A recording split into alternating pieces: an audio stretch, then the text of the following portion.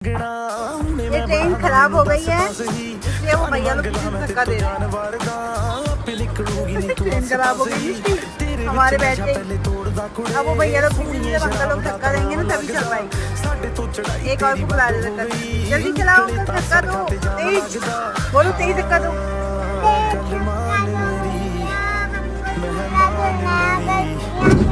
दे दो, धक्का दे दिया, चले गए।